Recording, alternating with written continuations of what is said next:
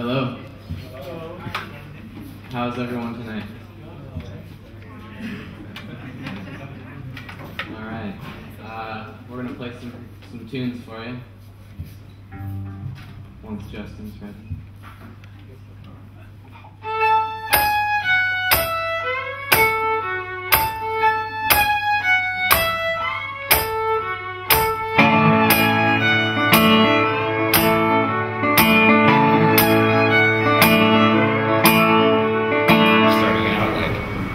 I mean, I'd played lots of concerts and bands and stuff. So in some ways, I'd always feel like kind of a ringer, because it was like I knew that I knew how to play. I just hadn't ever played that type of thing before. So you know, and it's like at the Gong Show or something. Like you get on stage and you play, and it's like you have like, you know what, like 10 minutes to try to convince people that like your song's worth listening to, you know, and like people are talking over you, and like the coffee grinder's going, you know, or whatever.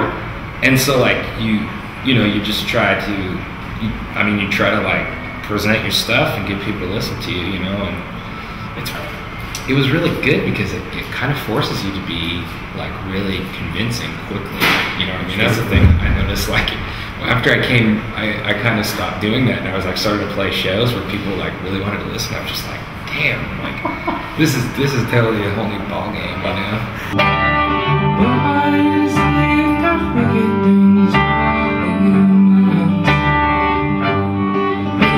Yes, there's totally a difference. Like we were, our cellist on this tour, Catherine Odell, like this is her first time playing in Europe. She's played in England, but not in Europe. Okay. And like last night we played in Brussels, and we get finished playing a tune, and it's like golf clapping, like the whole show. Yeah. And I told her, because I remember before I told her a few weeks ago, I was like that was the case, and to not like worry about it. They're just very polite. And then like we get done, and then there's like the more like like then it seems like they're really excited, you know. But in the States, it's just not. I think they're really good listeners. I think that's like they come to really listen. Well, I think that the distinction too is it feels like in the United States you're treated as more of a performer. Like show me something. Yes, exactly. Like I paid to see this, like impress me. And then where over here it's more like it's like kind of an experience or something. Like, you know, like they're appreciating what you're doing, or they're trying to appreciate it. It's not just like, you know, play for me, you know.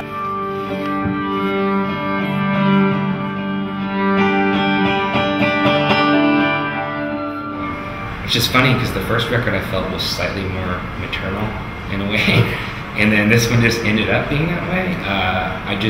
When I was like looking at all the songs, a lot of them, these themes were coming up, and you know, I try to draw from personal experience, you know, like emotionally, and the way things make me feel. But at the same time, I try to create these almost fictional situations, but imbue them with feelings that I've had, you know, and then really just try to somehow make that into a song, you know. And so that was just a theme that I kept on returning to, and I think that there's a lot of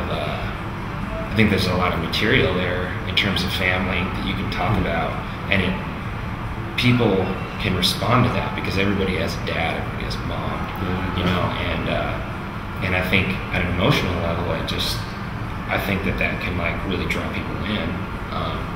Not that that's like my sole goal or anything, but I think it kind of end up that way. Yeah, definitely. Both records a little bit. I mean, the first one we did that too, just in our heads. I think it's to me, I listen to vinyl mostly, so there's something about physically going up to the record player and switching it to the second side. And that's something I really love about vinyl too, is I like the side A of some records, you know what I mean, or like the side B, and like that's what I listen to exclusively, or both halves. And it's also fun when you're putting an album together to think of that too, just how that first half begins and ends, and the second half begins and ends. It's just really, I don't know why, it just piques my interest. You know?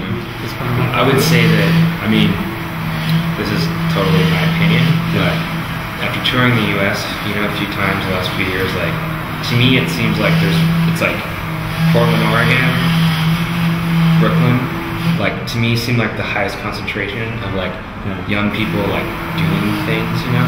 Obviously there's good music scenes in other places, but Portland, just there's so much happening at like a base level.